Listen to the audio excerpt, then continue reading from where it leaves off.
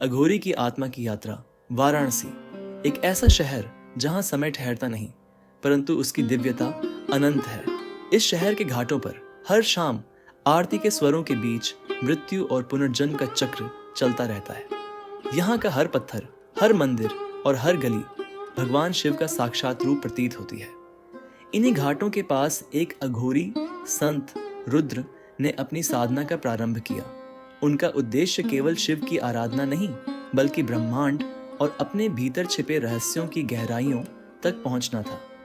रुद्र एक सामान्य ब्राह्मण परिवार में जन्मे थे। बचपन से ही वे जीवन के गूढ़ प्रश्नों से जूझते थे।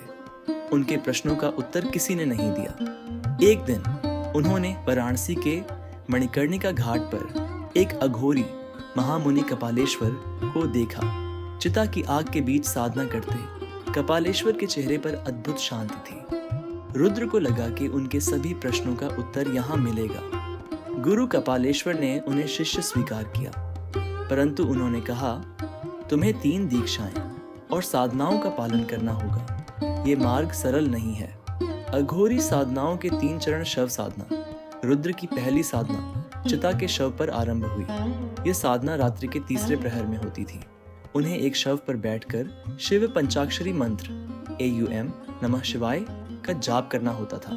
इस साधना का उद्देश्य मृत्यु के भय से मुक्ति था। साधना के दौरान रुद्र ने देखा कि कैसे शरीर केवल एक आवरण है और आत्मा अमर है। एक रात साधना के दौरान रुद्र ने एक अदृश्य शक्ति को महसूस किया।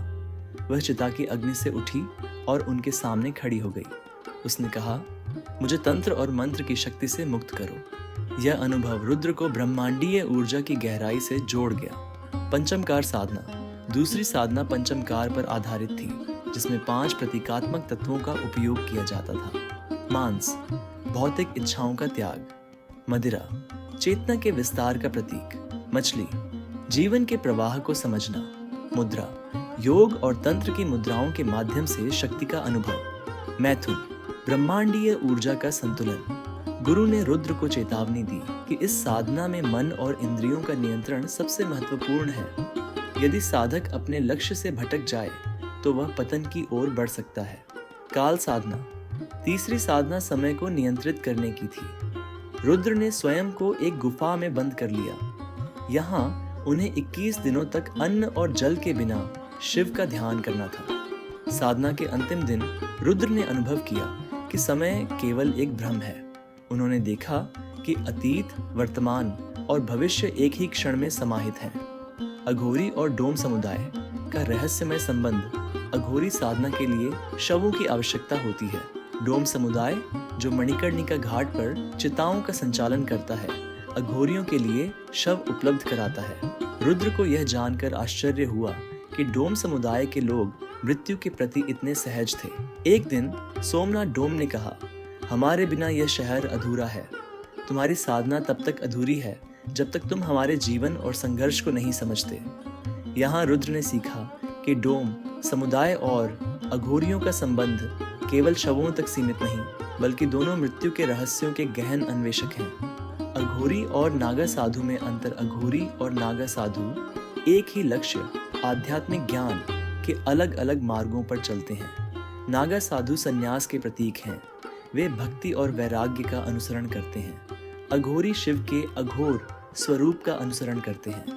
वे मृत्यु, तंत्र और जीवन के अंधकारमय पहलुओं का सामना करते हैं। भीमेश्वर गिरी, एक नागा साधु, ने रुद्र से कहा, हमारे मार्ग समाज को सिखाते हैं। तुम्हारा मार्ग समाज के परे है। तुम अंधकार को गले लगाते हो, हम प्रकाश का उत्सव मनाते हैं। काला जादू, शक्ति और चेतावनी। रुद्र की साधनाओं के दौरान उन्हें एक प्राचीन ग्रंथ मिला, तंत्र सार। इस ग्रंथ में काले जादू और मंत्रों की शक्ति का वर्णन था। उन्होंने इसका उपयोग कर प्रकृति की शक्तियों को नियंत्रित करना सीखा। एक दिन उन्होंने एक मंत्र का उपयोग कर एक शैतान कालींद्र को बुलाया। यह शैतान उनके भीतर छुपी कमजोरियों और लालसाओं का प्रतीक था। गुरु कपालेश्वर ने चेतावनी दी थी कि यदि यह शक्ति भटकाव के लिए प्रयोग की जाए तो साधक स्वयं नष्ट हो सकता है। शिव के पंचाक्षरी मंत्र के माध्यम से रुद्र ने कालींद्र को हराया और अपनी आत्मा को शुद्ध किया। शिव का साक्षात्कार और आत्मज्ञान। अपनी अंतिम साधना के दौरान रुद्र ने शिव का साक्षात्कार किया। शिव ने कहा, तुमने जो खोजा वो हमेशा तुम्हारे भीतर था। साधना का उद्देश्य केवल शक्ति प्राप्त करना नहीं, बल्कि स्वयं को जानना है। शिव ने रुद्र को ब्रह्मांडीय सत्य का ज्ञान दिया।